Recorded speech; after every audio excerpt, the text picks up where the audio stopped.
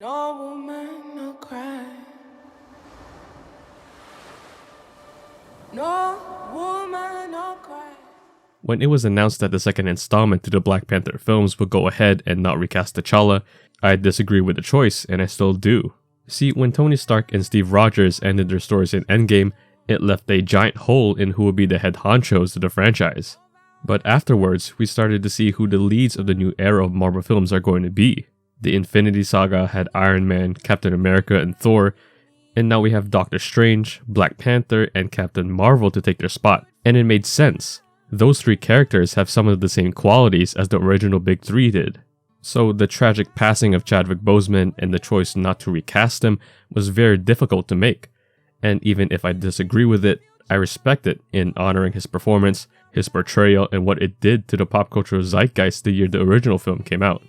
Fast forward to today, and we have a Black Panther film without T'Challa, without a definite Black Panther, and one that's following the release of some mediocre, dare I say bad, Marvel films and content this year.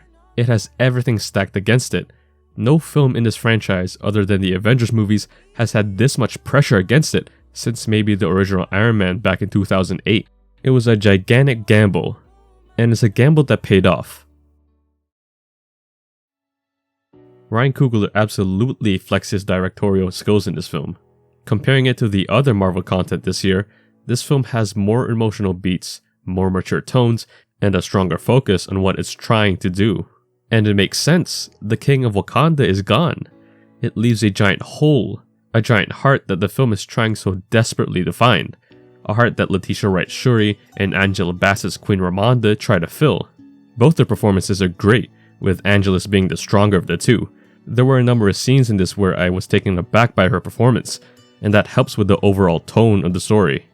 A story that, thanks to Ryan Coogler, is delivered as well as it could possibly be done, and some of the action sequences, even if they're not as grandiose as the first film, have some very interesting choices in them, some of which I love, and that goes more to the visuals of the film.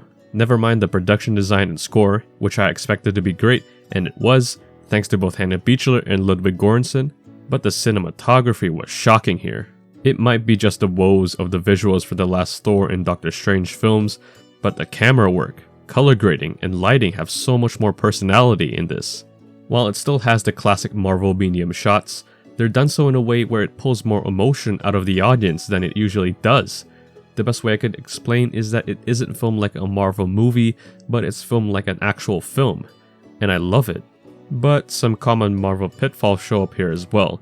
The team MacGuffin that the lead characters are trying to protect. Although I'd say her character is the best out of the past three, once we get to the halfway point of the film, I feel that she's not essential from then on forward. Like they ran out of meaningful stuff for her to do. And even though she's not given a lot, she has a surprising performance in this.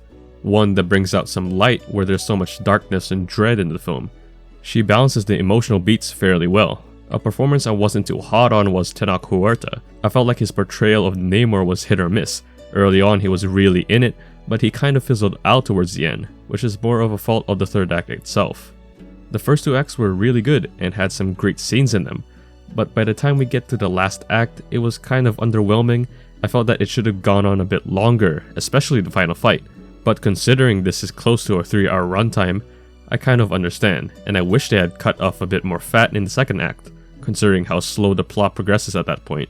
There were some weird CGI pieces that seem to just come with every Marvel movie at this point, but they're much less noticeable this time around, which is a plus. And there are also a number of real set pieces here, which is a major plus. I wish I'd seen more M'Baku and Nakia, but those are more nitpicks than anything, although I did like the upgraded screen time on Okoye. Her chemistry with the leads were great, and it gives some of the more satisfying scenes in this. Overall, this film was great. Great visuals, score, sound design, and performances. It's the best Marvel film in years, and one in which I hope the higher-ups at Marvel can see that both the audience and critics want more content like this. I'm feeling 4 stars out of 5. Don't forget to like and subscribe, and thanks for watching.